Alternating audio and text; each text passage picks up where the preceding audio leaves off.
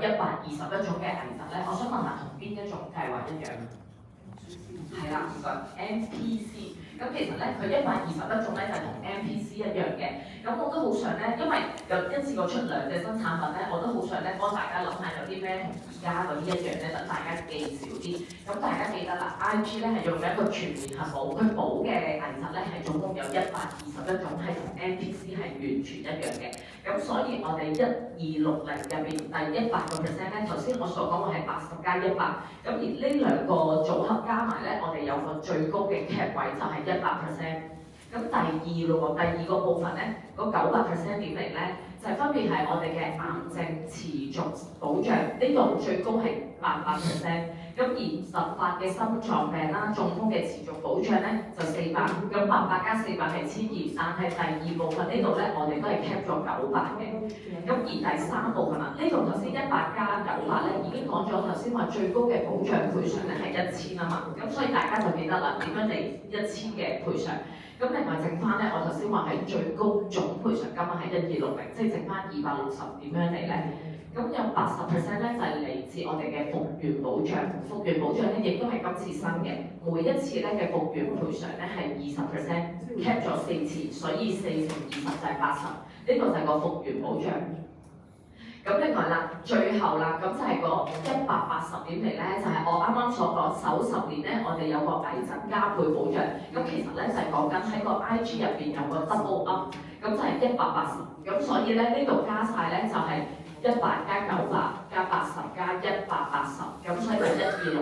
轉頭咧有翻幅圖咧，我相信大家咧會容易啲，即係容易啲明白我啱啱所講嘅嘢嘅。好快去到嗰100就 OK 啦。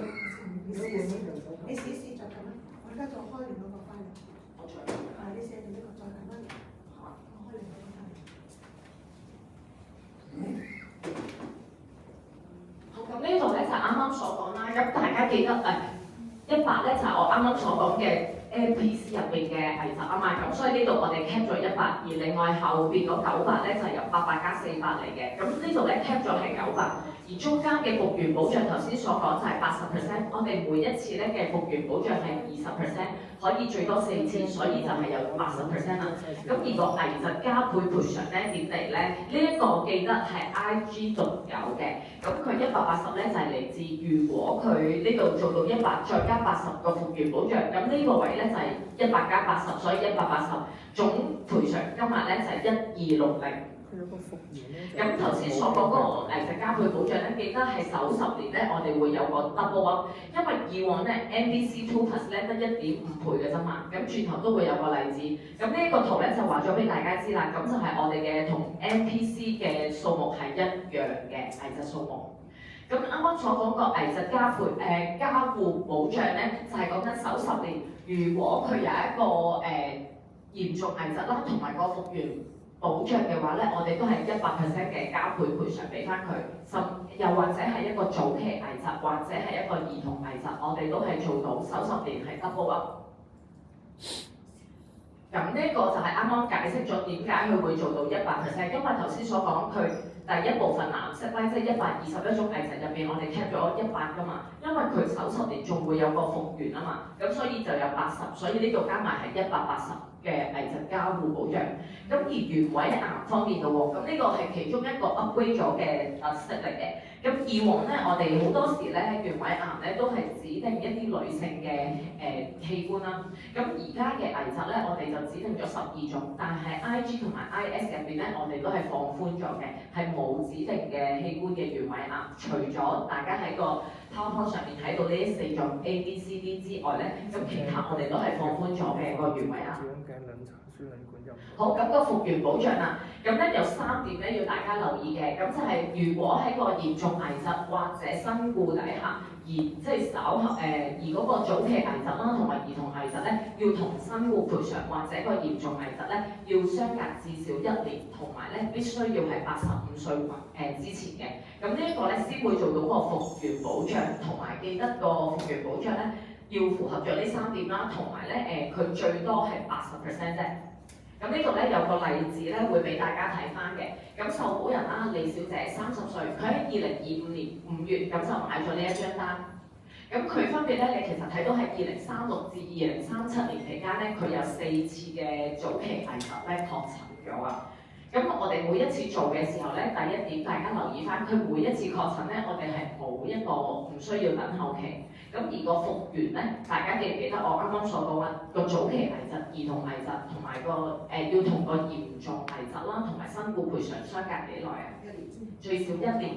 咁所以咧，其實我哋係獨立咁樣去睇呢件事嘅。我哋每一次嘅診斷咧，就同翻佢嗰個嚴重危疾同埋身故賠償同埋嚴重危疾係咪至少1年？好，咁我哋睇第一個2036年嘅6月啦，咁呢度就至少1年啦，相隔咗。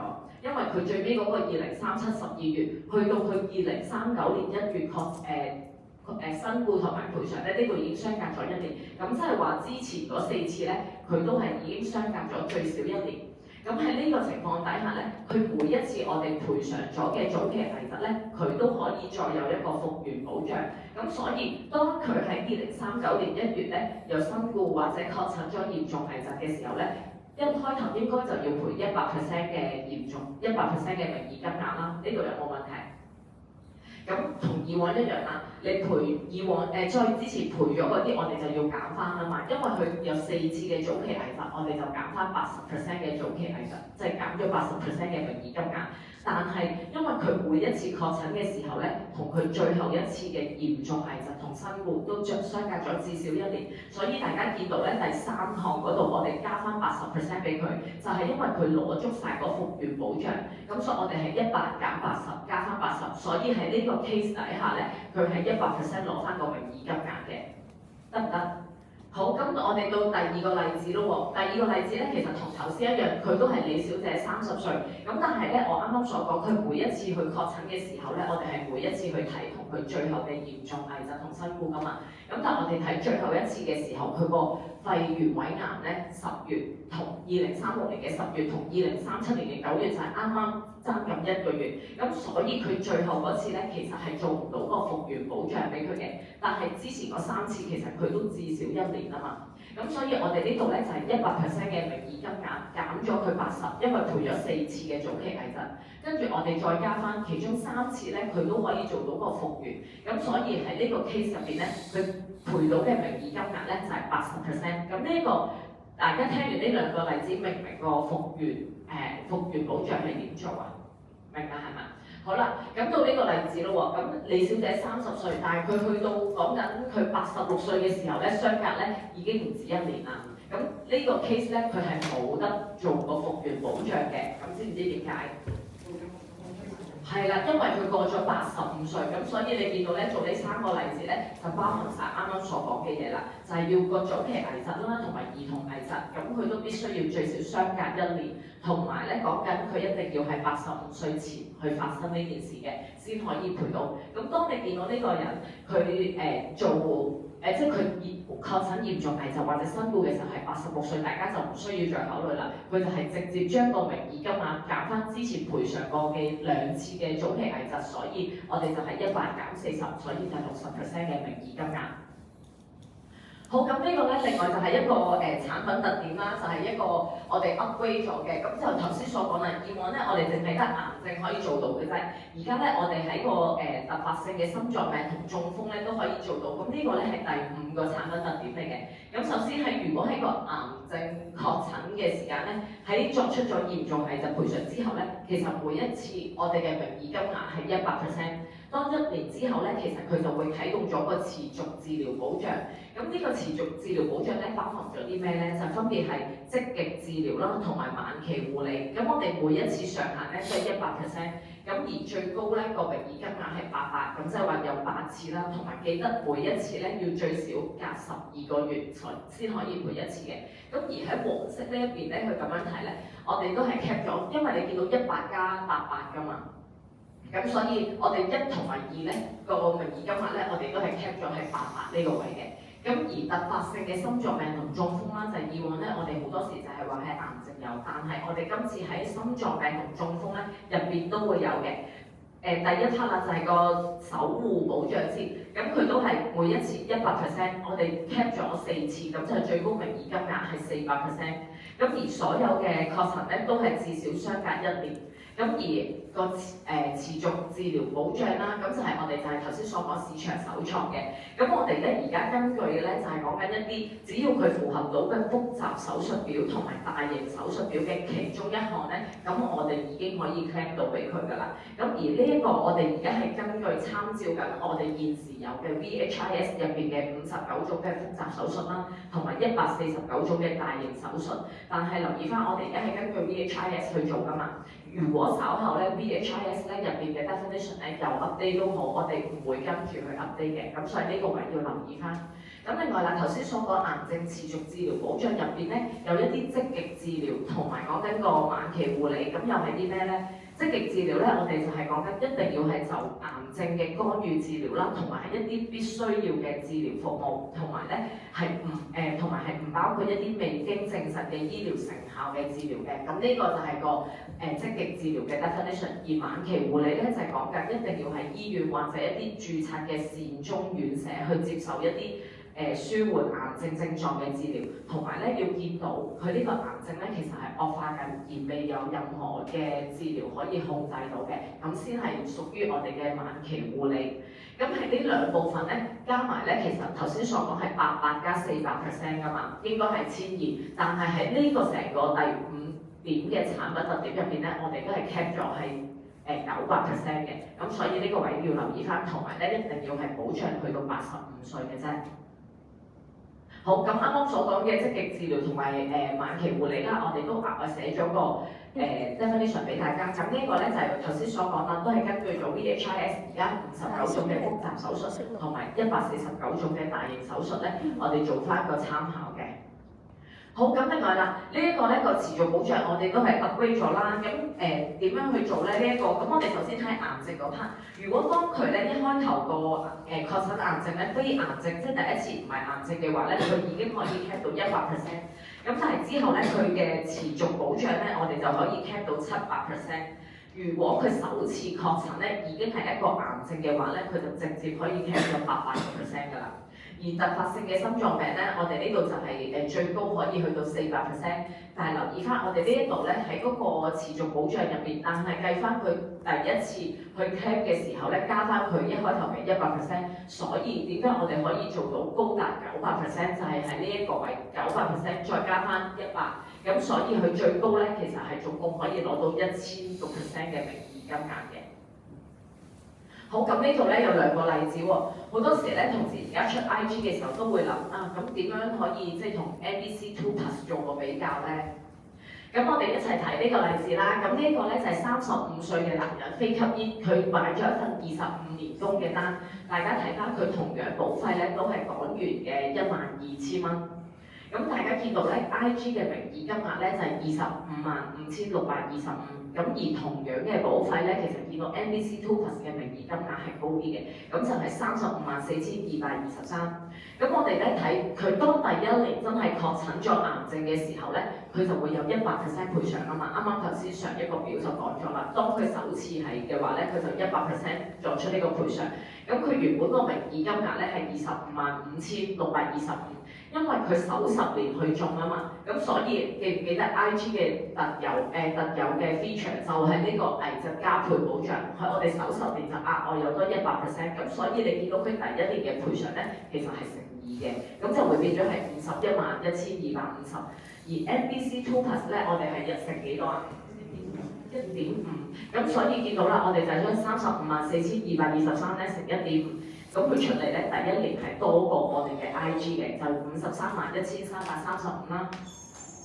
咁但係咧，我哋打後落去睇咯喎，由第2年開始，咁記唔記得 IG 咧？我頭先話每隔1年咧，佢都可以 cap 到100%。咁所以你見到佢係由51,1250開始一路騰落去咧，其實係每一年都係攞到100% 嘅癌症持續治療，但係喺 NBC2 Plus 咧，我哋係30%。另外，因為佢 Plus 啊嘛，咁所以喺第3個保單年度啦，就佢變咗100%。咁所以其實你見到咧，除咗係第1年咧，我哋會少過 NBC2 Plus 之外咧，其實佢嘅賠償咧一路都係 IG 咧會賠得比較多嘅，得唔得？呢一個位。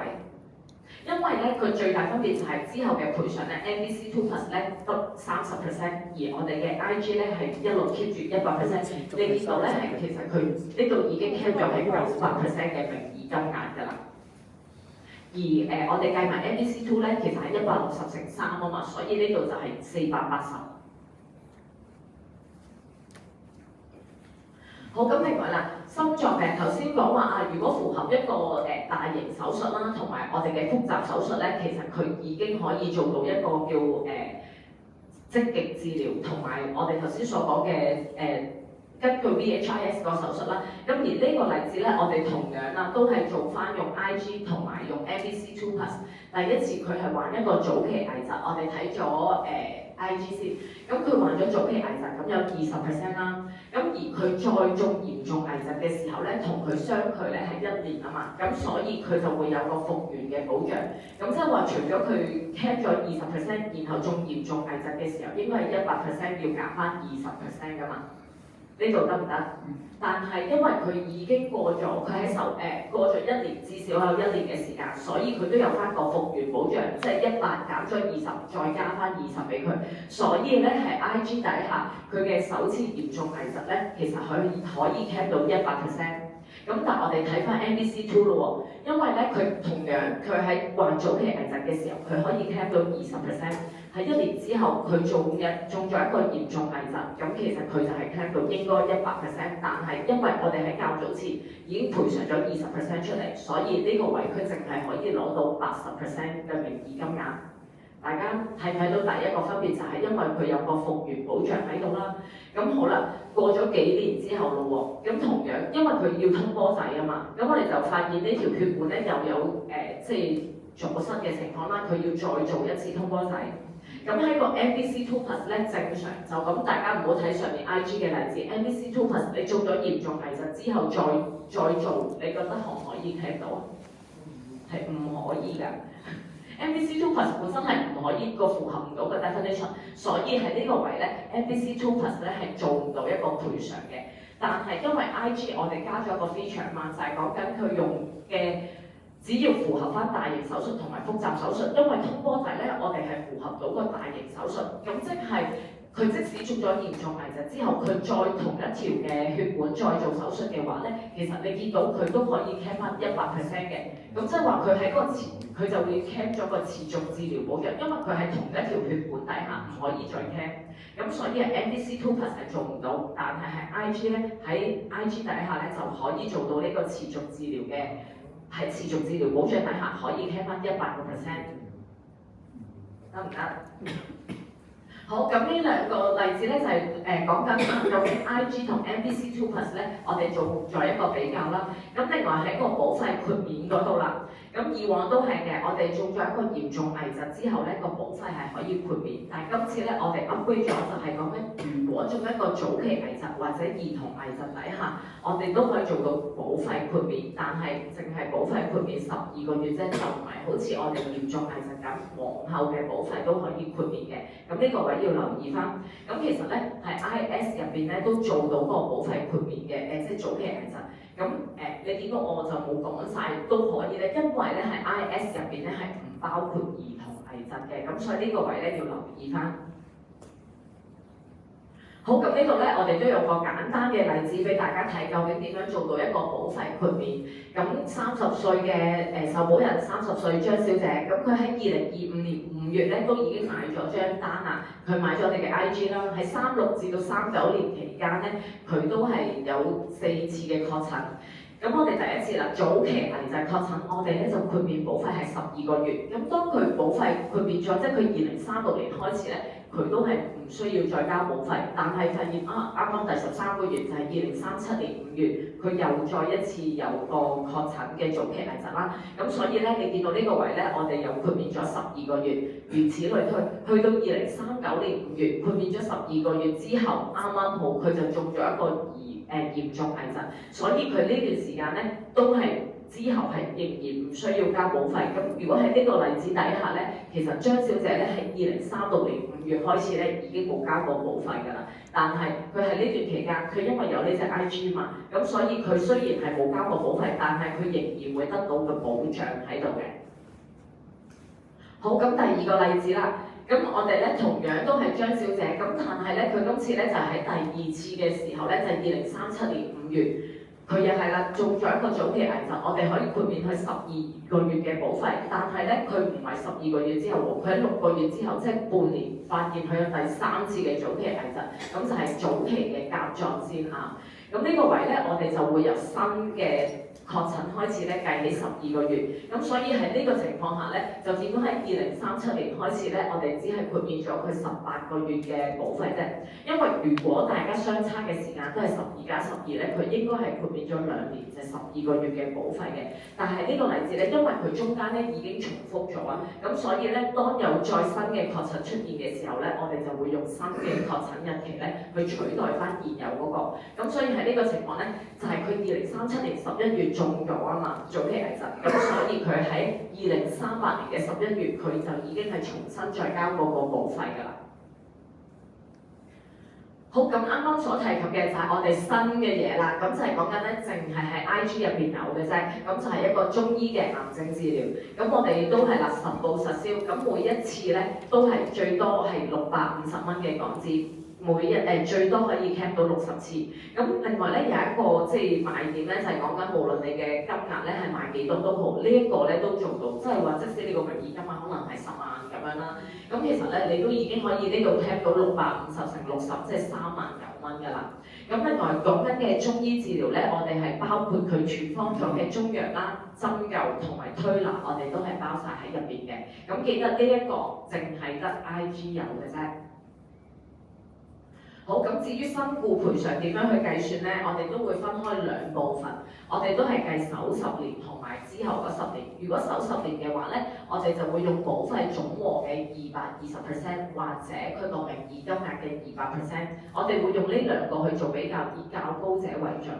咁另外啦，我哋就會減翻之前已經作出咗嘅賠償啦，加翻中期紅利同埋中期紅利鎖定，同埋講緊有任何未支付嘅賠償咧，我哋都會計晒先係作為我哋嘅身故賠償俾翻客人嘅。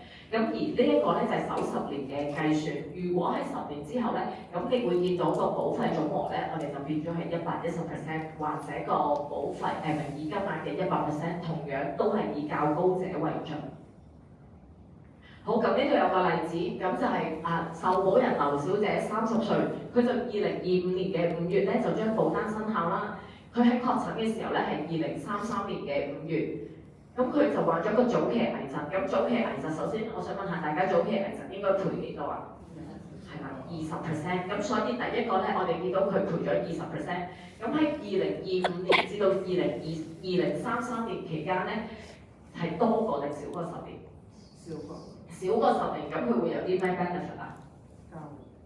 係啦，有個危疾嘅加護保障啦，咁所以你見到佢原本咧應該係賠20% 嘅啫嘛，因為佢喺首10年會中咗呢個早期危疾，所以我哋就會 double up，咁就會20加20，所以佢呢個位咧就會變咗40。咁好啦，到佢身故嘅時候咧，就係2034年嘅4月。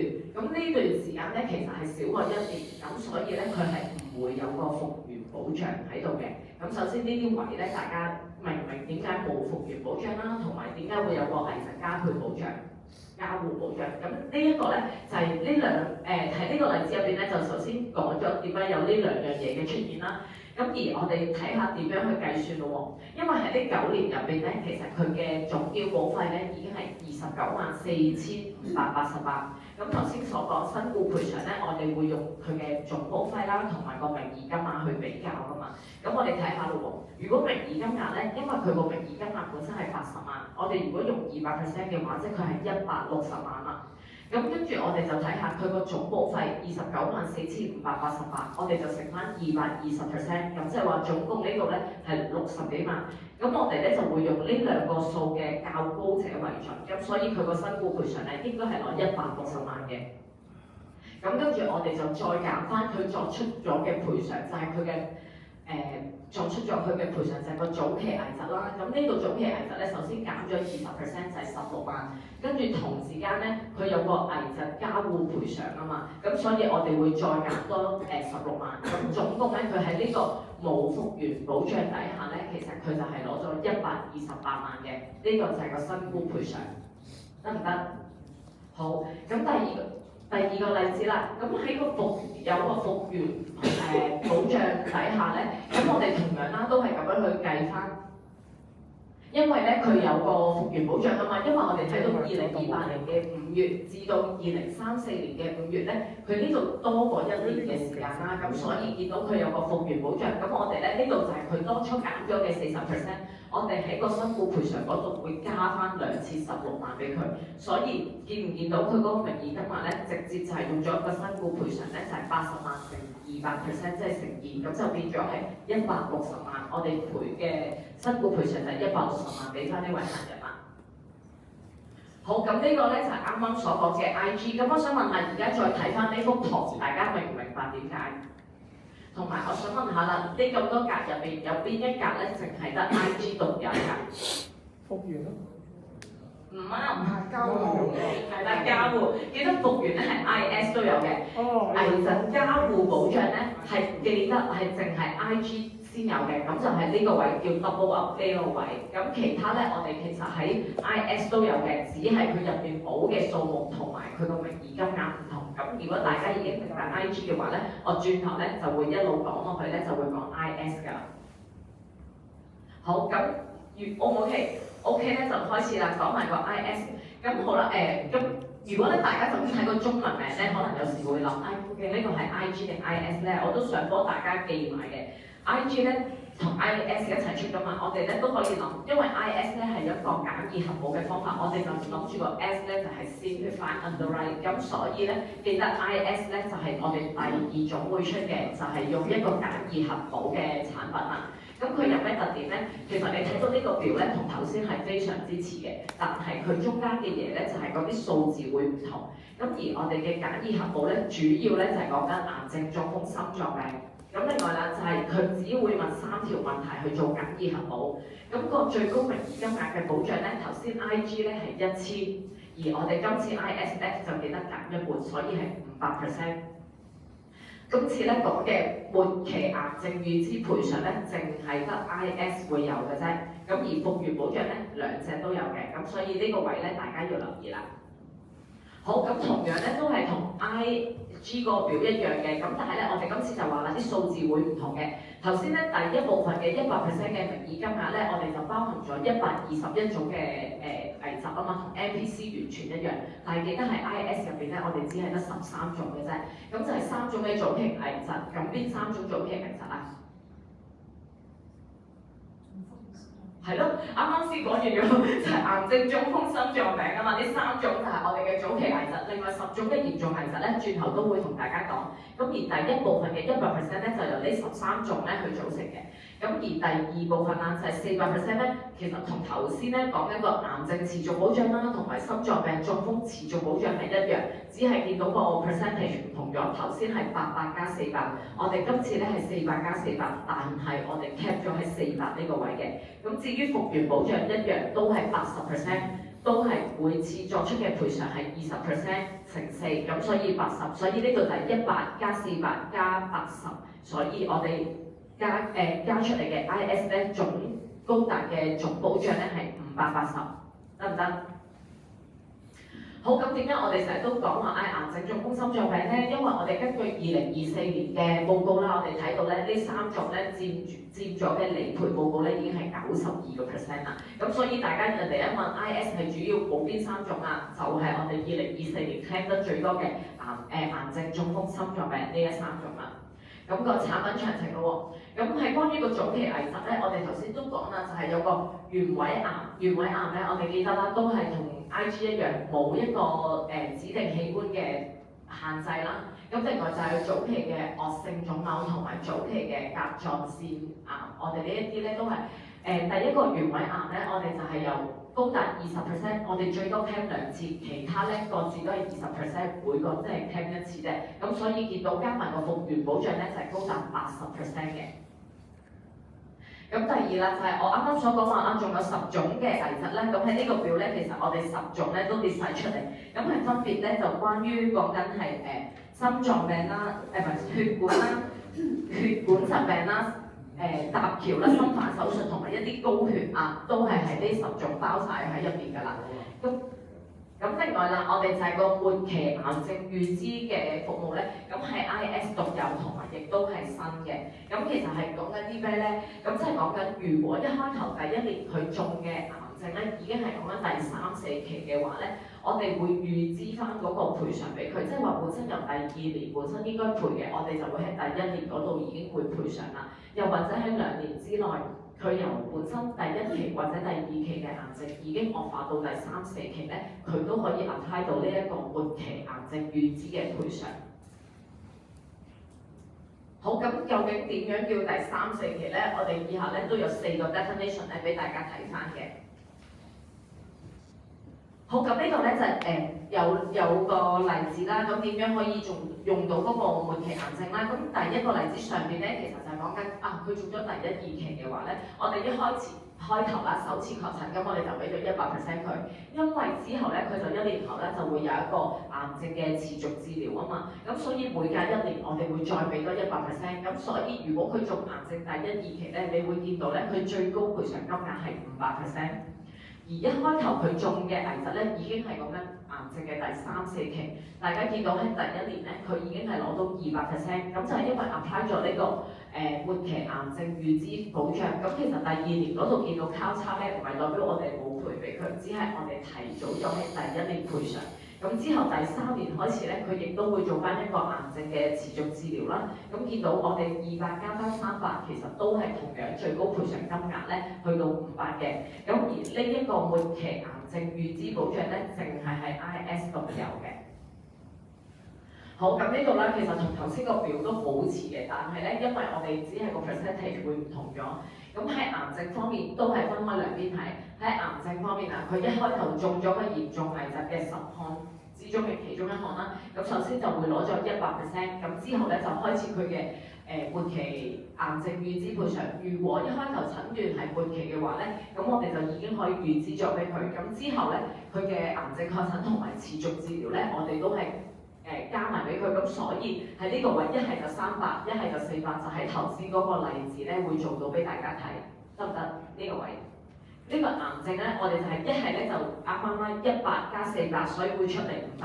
如果佢一開頭就中咗癌症末期癌症嘅話咧，咁其實就係200加300，所以呢個位睇到咧，我哋都係 cap 咗最高就係個400，再加翻一開頭個100啊嘛，咁所以佢喺呢個位都係仍然攞到最高500% 嘅名義金額。好，咁呢個咧就我哋 IS 啦，呢個表就係俾大家睇究竟點樣可以做到580嘅。咁但係個身故賠償咧，同頭先嘅計算方法一樣，淨係個數字唔同啫。我哋用計 IS 嘅話咧，個保費總和嘅110% 去計算，咁就冇話以搞姑姐為準㗎啦，用個保費總和。咁我哋咧以下呢個銷售例子咧，我唔特別講，因為呢個咧其實係 Portable Sure 之後會有嘅。好，咁另外啦，呢度咧有一個比較圖啊，俾大家睇翻咧。最緊要係知道有啲乜嘢係 IG 有啲咩係淨係 IS 獨有嘅。咁首先啦，睇到 IG 咧，我哋就係一個全面核保，係 IS 咧就簡易核保。咁頭先所講嘅嚴重危疾咧，係 IG 就係因為佢本身全面核保啦，所以你見到佢賠償都係多啲嘅，有60種，係 IS 入邊咧得10種嘅啫。而早期危疾44種，喺我哋嘅 IS 入邊咧只係得3種。兒童危疾咧淨係得 IG 有 ，IS 係冇嘅。咁另外啦，危疾加護保障，大家唔好望住個 screen 先。危疾加護保障係邊一隻產品有？係啦，淨係得 IG，呢個咧就係我哋嘅 double up， 所以淨係 IG 有。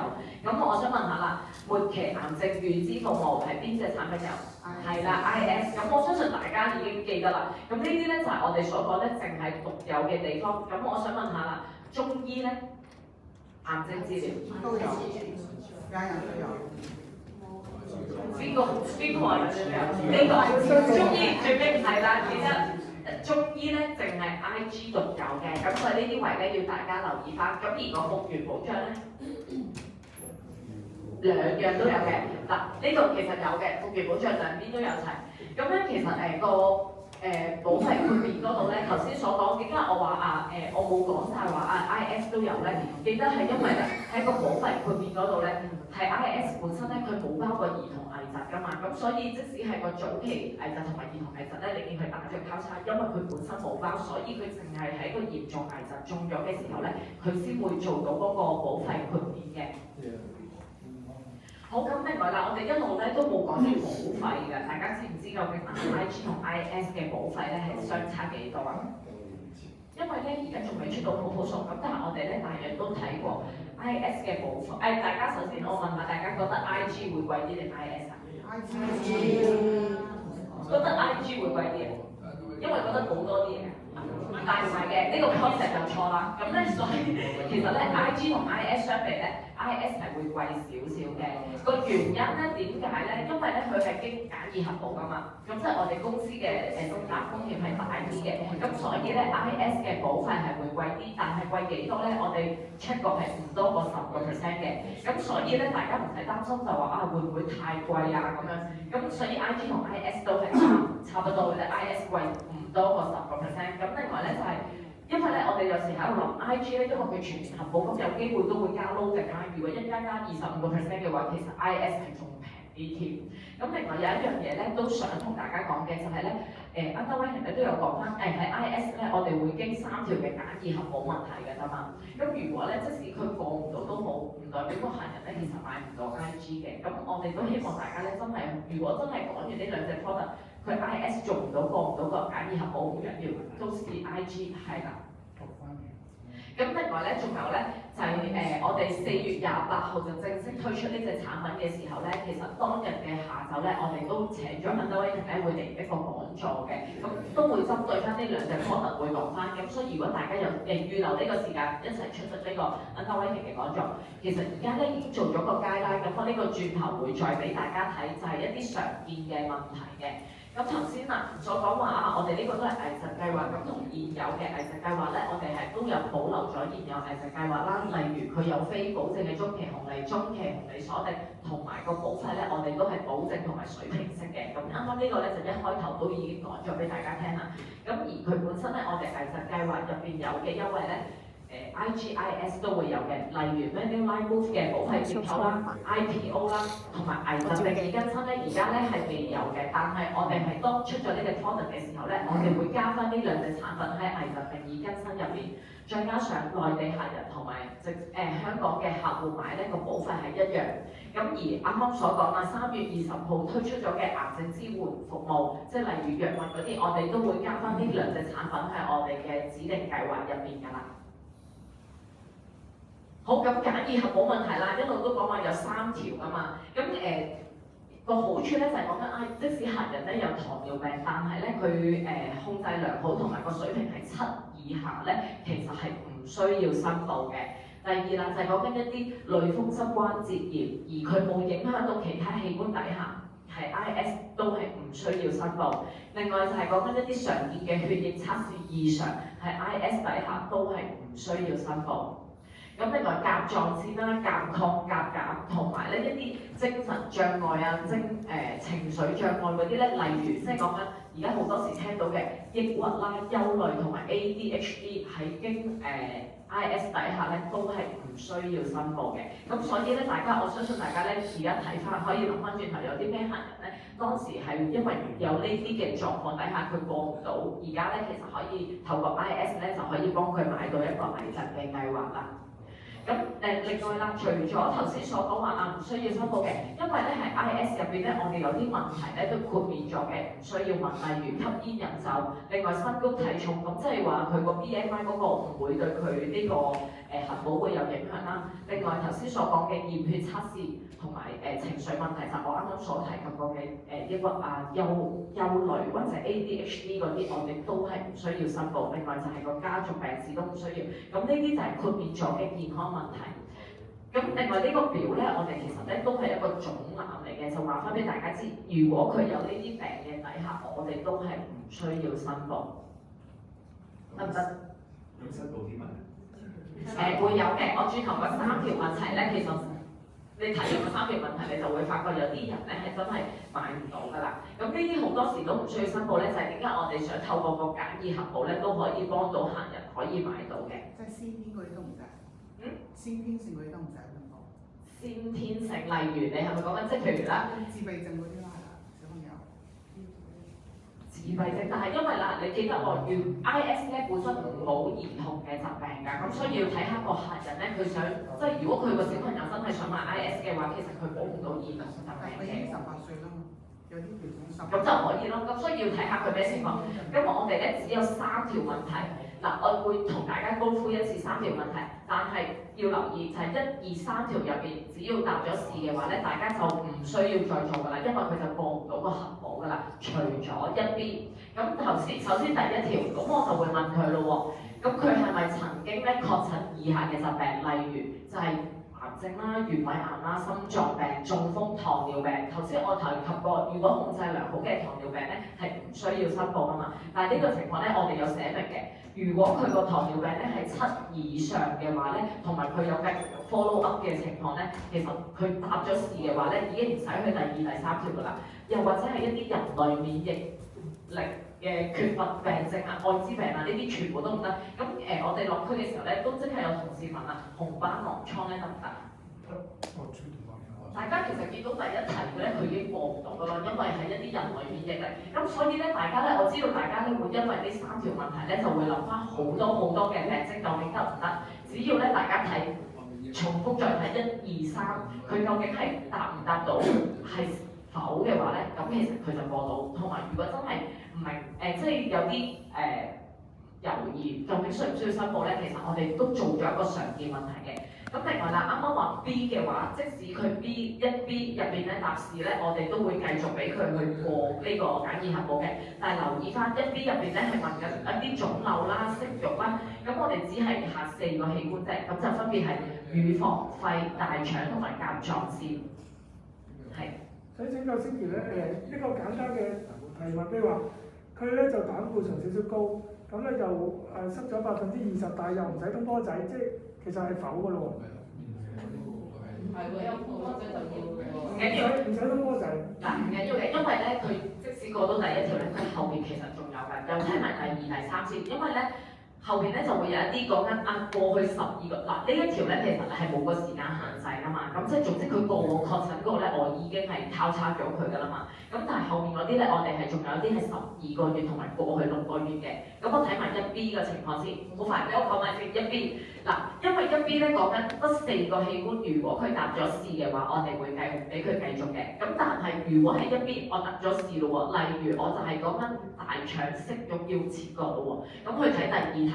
咁我第2題咧，因為我會問佢喺過去2年內，佢會唔會要做一啲手術或者係未完成嘅手術啦？咁但係如果你頭先答因為佢大腸要割息肉啊嘛，咁即係佢要進行呢一個手術咯。咁佢呢個就答是嘅咯喎。咁記得係唔需要再答是，因為咧佢頭先大腸要割息肉呢一個呢個 step 呢個程序，佢已經喺1B 度答咗啦。我就會 exclude 咗佢4樣嘢，咁就係頭先我所講嘅肺啦、大腸其實都包咗，咁所以喺第2條咧就唔需要再 mention 呢個大腸切割息肉嘅情況，所以喺呢個情況底下，第2條都係答否嘅，你唔需要包括佢割息肉呢個情況。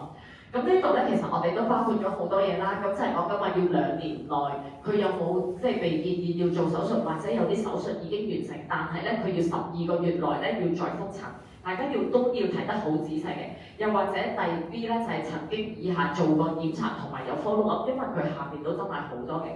咁所以咧，大家要睇清楚第2條問題。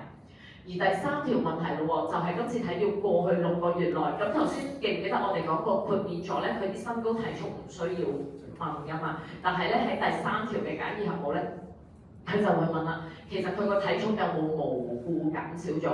唔喐緊。咁如果係有呢啲情況咧，你呢題咧答咗是咧，同樣啦，我哋都會 decline 唔需要同佢繼續去做㗎啦，因為過唔到個簡易核保嘅。好，咁大家有冇其他問題想問？係好多，但係咧唔緊要嘅，因為咧因為始終佢係簡易盒保，佢只係問3條，所以你見到點解入邊咧都好多細節，所以我哋咧額外咧喺個 Manual Academy 咧就係做咗一個簡易盒保指南同埋常見問題嘅。咁所以喺呢段時間咧，因為我哋頭先話14號咧就已經推出咗個新產品發佈會，但係28號先 launch 噶嘛。如果大家真係啦睇完呢個常見問題，因為我哋入面其實都包咗好多，咁我哋都真係要俾啲掌聲 underwriting 嘅。佢係因為就住呢3條問題咧，做咗好多唔同嘅常見問題俾大家，即係大家會經常遇見嘅，都會喺呢度出現啦。咁其實咧，你見到呢個表咧入邊咧，大家有冇睇過啊？未睇過，唔緊要，你可以 scan 個 QR code，咁係 Manual Academy 有，因為咧佢入邊呢個位咧，佢係直情咧畫咗一啲，如果你試嘅話，去到咩情況，佢係畫咗啲叫咩圖咧？即係嗰啲鬼腳圖，係啦，咁佢會一路街住大家咧去做嘅。咁如果喺呢段時間，大家咧仲有一啲問題喺呢度未揾到答案嘅，我歡迎大家 WhatsApp 我哋，因為咧我哋頭先所講28號咧仲會有個 underwriting workshop 啊嘛，我哋都好希望係underwriting workshop 之前咧再 gather 咗一次嘅問題咧，我哋會喺啲underwriting 會喺個 workshop 度再同大家講翻嘅。第3條嘅話，第3條嘅其他度咧，咁高血壓都要算係㗎嘛？如果算係，咁即係你就係講一剔咗呢個咧，就唔使再實邊嘅啦。係啦。咁即係話，如果話高血壓咧，就唔使再去咧。冇錯，咁但係咧同樣啦，頭先記唔記得我話啊，即使個 IS 咧佢過唔到都好，唔代表佢 IG 過唔到嘅，佢係 IG 入邊只係可以有加 loading 或者 exclusion 㗎嘛，咁所以大家咧記得唔好因為 IS 做唔到之後咧就覺得 IG 都唔得，咁可以兩邊都試嘅。即同一時嘅申請。同一時間申請都得嘅，真係，但係咧要記得，如果佢本身咧其實可能佢 IS 嗰度有嘢棘住咗嘅話咧，會影響佢 IG 嗰邊嘅，咁所以真係要睇清楚個客人咧。即係其實我覺得唔一定要同時申請，但係如果你覺得 IS 咧佢係因為過唔到嗰3條 CP 排名咁樣，你先可以問 IG 咯。我想話 HPV 算唔算係免疫系統㗎？第1條已經有啦。係，好似有個條數，咁就係。應該仲第1條。因為簡易合大人都好簡易。係啦。咁所以咧，我見到即係其實咧落區嘅時候，好多同事咧當一問到呢3條咧，都真係好多問題嘅。咁所以我哋咧永遠咧去諗嗰啲問題，或者過往你哋客人咧遇到咁一定係超級多㗎嘛。咁所以大家最緊要咧係再睇多一次嗰3條問題究竟符唔符合到，咁你先會知咧其實佢過唔過到呢個 underwrite 嘅。咁呢度咧，我哋有個總覽表咧，都俾大家睇翻呢個產品概覽。咁IG 咧就同正常一樣啦，因為佢全面核保。咁我哋咧要留意嘅就係 IS 入邊嘅最高名義金額咧，我哋睇翻受保人佢細過50歲嘅話咧，其實佢最高咧可以買到港元嘅250萬。咁如果個受保人咧大過50歲咧，最高只可以買到100萬嘅啫。咁保費就頭先所講，因為未出到，咁所以咧，我哋就大約可以講到俾大家知，佢哋相差咧少過10%。因為咧喺呢段時間咧，因為28號先出到 proposal 啦，咁而家product team 咧都做緊一啲 premium table 咧，都想俾大家去用到嘅，同埋咧會做一啲 Excel 出嚟俾大家會用住先。咁另外呢個表咧，其實就係講晒佢哋有啲咩嘅共同特點啦，同埋有啲咩淨係得 IG 有。咁呢度啦就見到啦。保費豁免咧，淨係適用於個早期危疾同埋兒童危疾嘅保費豁免咧，淨係適用於 IG 啦。咁見到我哋嘅 double up 淨係喺 IG 度做到，同埋我哋嘅中醫，而喺 IS 入邊咧就係個簡易核保啦，3條同埋我哋嘅末期癌症預知保障。咁其他上面嗰啲咧，大家都一樣，只係個數字同埋個 percentage 唔一樣啫。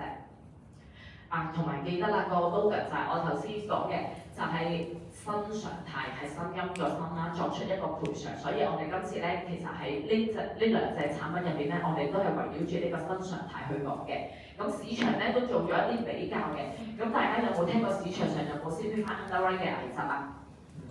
係有嘅，但係咧我哋都有嘛。咁但係佢哋嘅分別咧就係在於咧，我哋就做到 multiple claim 啦。咁但係佢哋好多時淨係做到單次賠償啫，咁同埋係 AIA 咧保記咧係冇嘅，咁而Sun Life 係有，同埋FWD 咧就係要做 full underwrite 先可以做到嘅。咁我哋咧其實而家見到得1版嘅啫嘛，我哋咧額外咧已經做咗成個 PowerPoint 咧俾大家，我稍後咧都會發放翻俾大家，因為我哋都係琴日先完成嘅，成個 table 係每一間公司喺呢度嘅公司，我哋都做咗一個比較圖俾大家去睇翻。